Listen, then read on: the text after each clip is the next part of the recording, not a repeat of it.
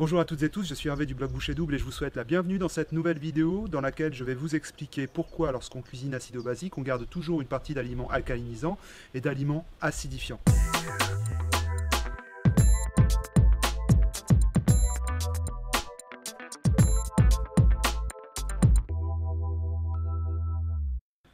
Lorsqu'on cuisine de façon acido-basique, on garde toujours des aliments alcalinisants et acidifiants. En effet, lorsque l'on cuisine acido-basique, on tient compte de ce que deviennent les aliments une fois transformés par l'organisme après leur assimilation.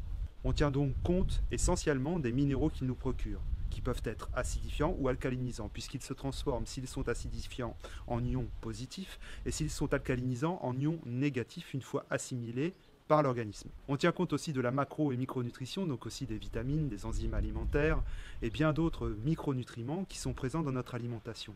Mais ce sont les minéraux qui permettent à notre organisme, une fois transformé, de maintenir notre pH sanguin, si important pour notre équilibre acido-basique. Or, il se trouve que si l'on ne garde que des aliments acidifiants, donc qui vont se transformer en ions positifs, on ne va pas avoir suffisamment de synergie dans notre alimentation pour pouvoir bien assimiler les minéraux alcalinisants qui, eux, se transforment en ions négatifs. Et ça, c'est très important. Cette synergie se fait au niveau de l'assimilation et les minéraux alcalinisants ont besoin des minéraux acidifiants pour être bien assimilés et vice-versa. En revanche, notre alimentation occidentale moderne est souvent surchargée de minéraux acidifiants au détriment des minéraux alcalinisants qui sont souvent sous-représentés dans notre assiette.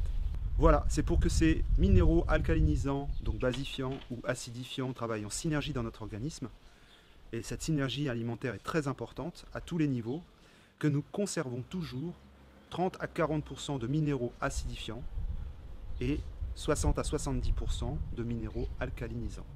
En fait, on renverse la tendance habituelle dans notre alimentation occidentale moderne, qui est plutôt de 80-70% de minéraux acidifiants au détriment des minéraux alcalinisants qui ne sont présents que de 20 à 30%.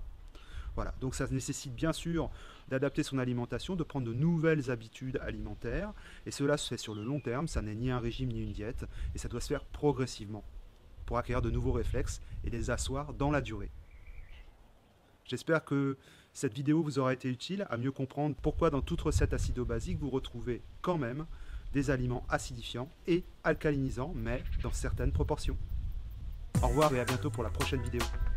N'oubliez pas de vous inscrire si toutefois vous voulez être averti des prochaines sorties de vidéos sur cette chaîne. Merci d'avance et à bientôt sur Boucher Double.